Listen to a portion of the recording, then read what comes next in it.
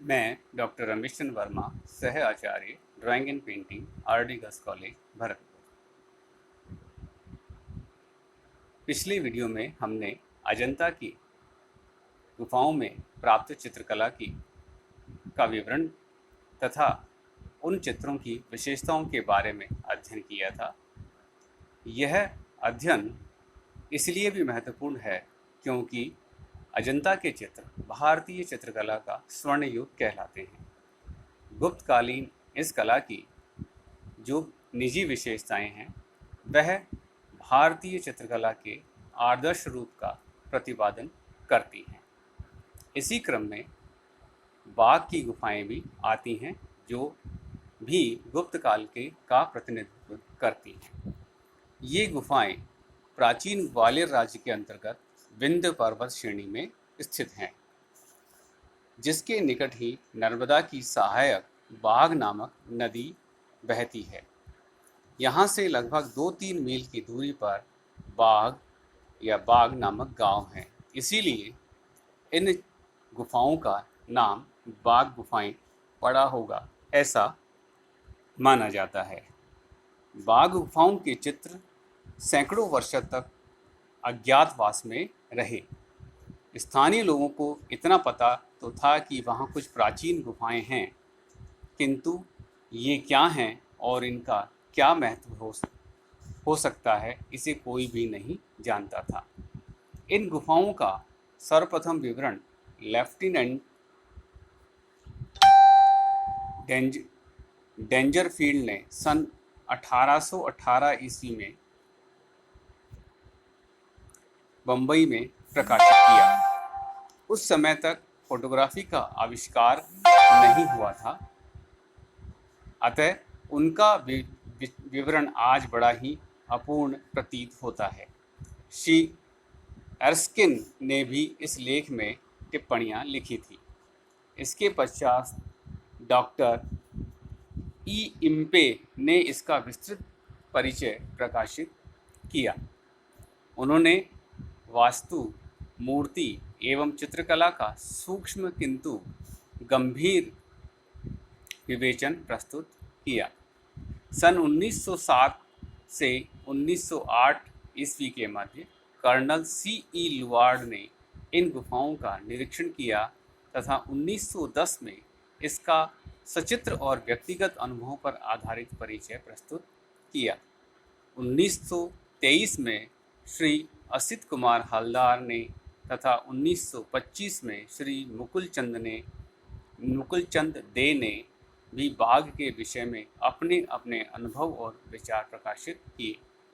बाघ की गुफाएं अजंता से लगभग 240 किलोमीटर दूरी पर हैं। बाघ गुफाएं गुप्त काल की श्रेष्ठ उदाहरण हैं, किंतु इन गुफाओं का अलग अलग रचना काल निश्चित करना बड़ा कठिन है।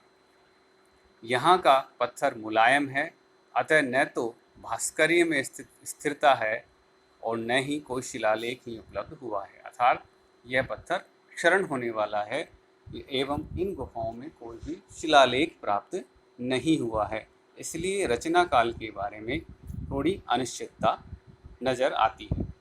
चित्र भी अत्यंत शक्त विसित अवस्था में पाए गए हैं और इतने धुंधले पड़ चुके हैं कि उन्हें गीला करके ही कुछ देख पाना संभव है। जुलूस के चित्र पर कै अक्षर चित्रित है, जो लिपि शास्त्र के विचार से 6वीं अथवा 7वीं सदी का है, अर्थात जिस समय पर लिपि का आविष्कार हो गया था, तो इस कै अक्षर के आधार पर इनका निर्माण काल का समय 6वीं अथवा 7वीं शताब्दी का माना जाता है। गुफाओं के वास्तु, मूर्ति एवं चित्रशिल्पों की शैली से भी इसी समय की पुष्टि होती है, अतः इन्हें अजंता के उत्तरकालीन विहारों की समकालीन माना जा सकता है। विहार यानी जहां बौद्ध भिक्षु रहा करते थे। बाघ की पहली गुफा संभवतः सबसे पहली बनी। गुफा संख्या 2 तथा 3 अजंता की गुफा संख्या 12 की समकालीन है। चौथी गुफा अजंता की चौथी गुफा के समय की ही बनी होने का अनुमान किया जाता है। यद्यपि इनमें बने चित्र अजंता की 16वीं तथा 17वीं गुफाओं के समान है। गुफा संख्या 5 तथा 6 सबसे पीछे बनी है।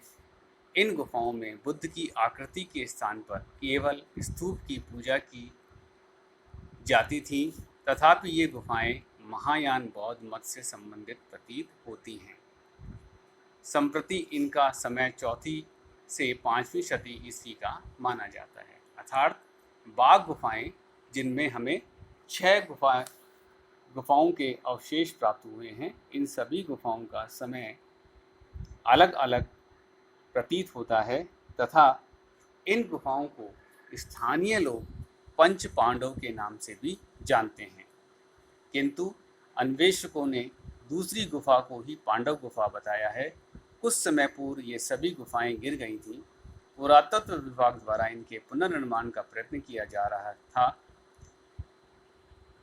यह जो वर्णन हम आपको प्रस्तुत कर रहे हैं, ये गुफाओं को गिरने से पूर्व की स्थिति का था। वर्तमान समय में ये गुफाएं किस प्रकार से होंगी, कितने चित्र सुरक्षित होंगे, इसके बारे में स्पष्ट जानकारी अभी वर्तमान समय में उपलब्ध नहीं है।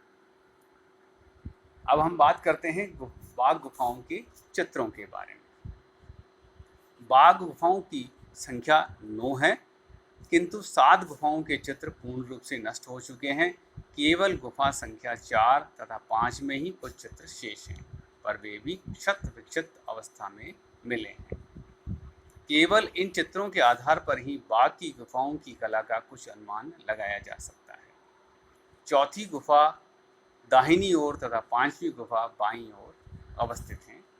भारतीय पुरातत्व सर्वेक्षण विभाग इनकी सुरक्षा में संलग्न है।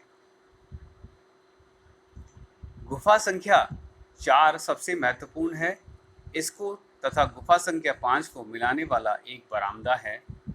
इनका लगभग 45 फीट भाग ही इस समय सुरक्षित है तथा 5वीं गुफा के बाहर की दीवार के आरंभ होने के स्थान तक के चित्र सबसे अच्छी दशा में।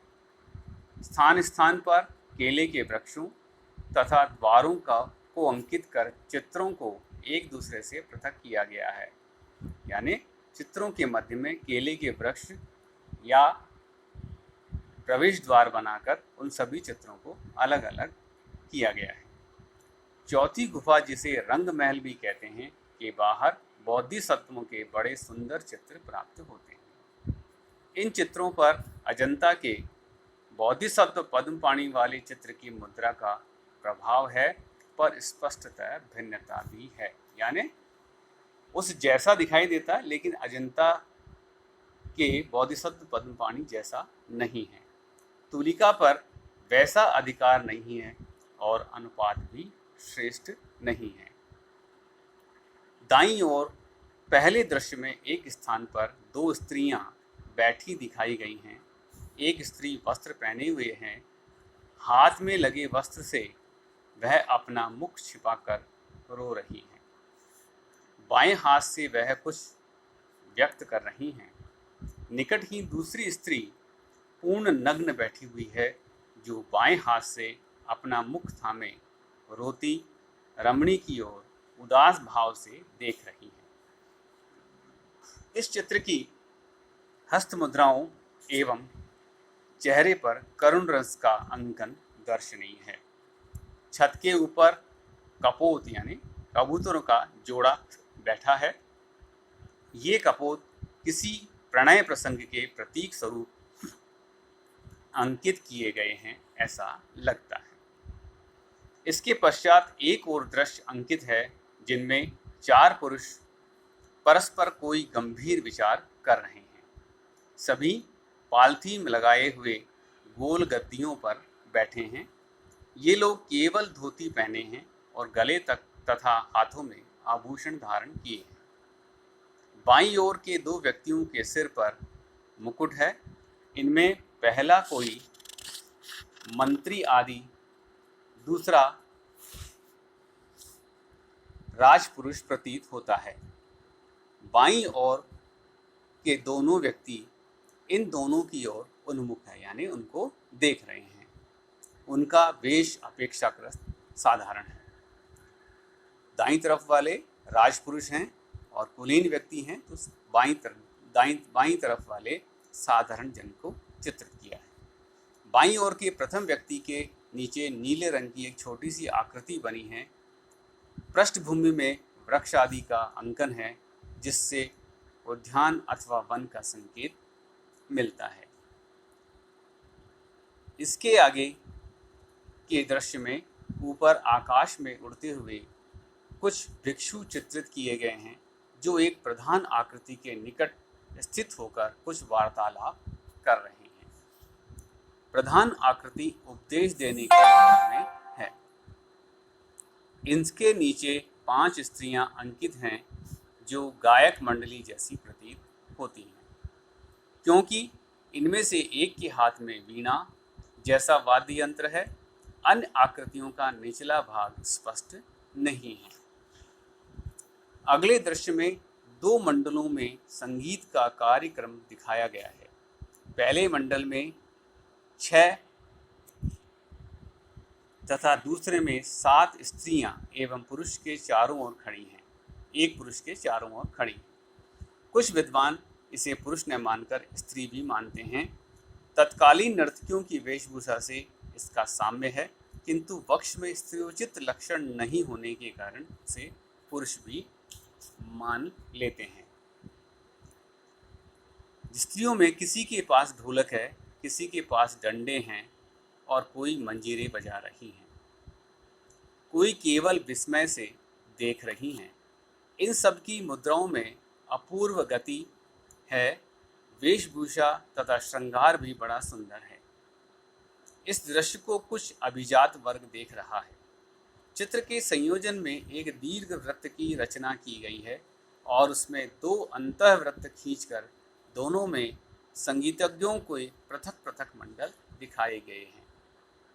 यानी एक गोलाकार के एक भाग में एक संगीत मंडल है, तो दूसरे भाग में दूसरा संगीत मंडल है। दृश्य में बहुउद्देशीय परिप्रेक्ष्य का पालन होने से अत्यधिक गतिमत्ता आ गई है। आकृतियों की मुद्राएं और घनत्व दृष्टि को बरबस एक स्थान से दूसरे स्थान तक खींच ले जाता है, जैसा कि प्रस्तुत वीडियो में दिखाए गए चित्र से में नजर आता है।